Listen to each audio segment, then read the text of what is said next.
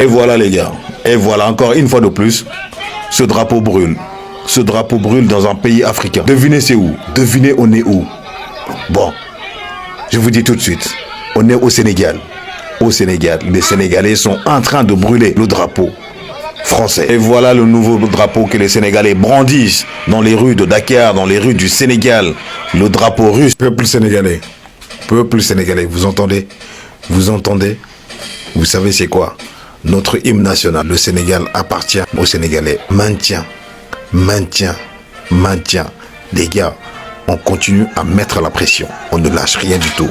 On ne va pas abandonner notre pays à qui que ce soit. On maintient aujourd'hui, demain, après-demain, tous les jours, jusqu'à la démission ou le rétablissement du calendrier républicain. Non au report de l'élection présidentielle du 25 février 2024. Il y a eu trop de sacrifices.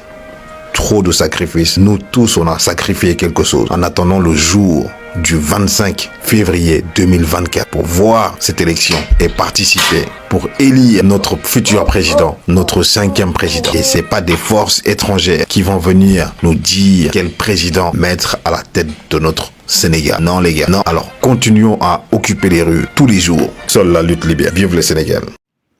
Mais voilà, c'est ce que nous, en tant que franco-comoriens, on a voulu éviter. On voulait éviter à ce que ce genre de rébellion ou ce genre de mouvement se passe aux Comores. Voilà le problème. Mais le problème, c'est que le président Macron est resté dans son centre de refuge. Il a mis des boules de caisse dans les oreilles. Il ne veut pas entendre quoi que ce soit. Il ne veut pas écouter le peuple. Mais lui, ce qu'il fait, c'est que il a tendance à croire que nous, on vit dans les années 60. Alors que là, maintenant, il va falloir changer de politique. Il va falloir qu'il amène une politique qui, aujourd'hui, permettra à la France d'être aimée, d'être appréciée, d'être avec des pays africains. Mais là, le problème, c'est que la politique menée par le président Macron, il est en train de disloquer les relations qui existent depuis des décennies entre les pays africains et la France. Et ça nous fait mal au cœur. Parce qu'on a du mal à accepter ça, vu que nous, on aime bien la France, on a grandi en France, on a eu l'éducation, quand même, on a été éduqué par la France, donc en aucun moment, et en aucun cas, nous serons disponibles aujourd'hui d'accepter que un peuple, le peuple comorien, se rebelle contre la France. Et c'est ça ce qu'on veut éviter.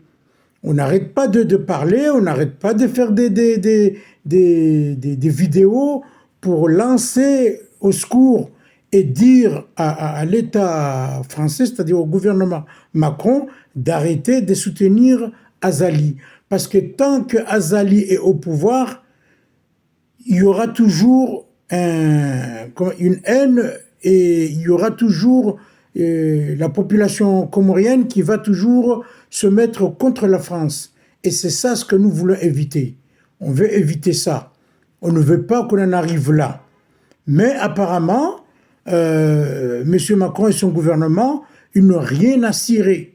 Ce qui arrivera pour eux, ça arrivera. Mais le problème, c'est qu'ils ne savent pas que c'est un mandat, ils ont été élus jusqu'en 2027, mais en partant de là, ils auront des comptes à rendre. Donc moi, personnellement, c'est embêtant parce que c'est le pays, la France, qui trinque. C'est-à-dire qu'il y a quand même dans l'histoire des victimes collatéraux. C'est-à-dire c'est le peuple français qui va en prendre et aussi le peuple comorien. Donc il va falloir quand même, M. Macron, essaie quand même de se ressaisir et de dire à M. Azali se retirer pour qu'il y ait des élections libres. Parce que si aujourd'hui ils essaient de soutenir Azali en disant oui, il a été élu, là franchement, on va considérer que l'État français était complice et que on n'écoutera en aucun cas et en aucun moment toute idéologie politique ou alors conseil à donner, parce que là, ils vont soutenir des mascarades qu'il y a eu aux Comores et que le monde entier est bien au courant de ce qui s'est passé. Voilà. Donc nous, ça nous fait, excusez-moi du terme, ça nous fait chier. Ça nous fait chier aujourd'hui de voir aujourd'hui qu'une population comorienne, il est possible qu'ils se rebellent et se mettent contre la France. Là, on n'aurait pas aimé voir ça. Et Macron n'a rien à cirer. Il croit que voilà, il y aura les militaires français, il peut pas contrôler, il peut pas jouer les gendarmes du monde. Parce qu'il n'a pas su contrôler le Burkina Faso, il n'a pas su contrôler le Niger, il n'a pas su contrôler le Mali. Alors aujourd'hui, maintenant, il y a le Sénégal là, qui commence à se rebeller. Et demain, ce sera les Comores. Nous, on n'aurait pas aimé. On n'aurait pas aimé que les choses se passent comme ça aux Comores. Donc, Monsieur Macron, moi, ce que je vous demande, il va falloir appeler votre ami, Monsieur Azali, les intérêts personnels ou les intérêts, ou je ne sais pas d'où ça sort, il va falloir les prendre et les mettre derrière et penser quand même aux intérêts du pays, c'est-à-dire la France. Mais il faut arrêter de dire oui, je dois défendre telle personne, ou je dois défendre telle personne, ou je dois... C'est terminé parce que c'est la France qui trinque. Voilà.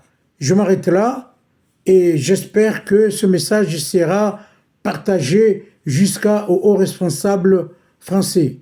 Je vous remercie.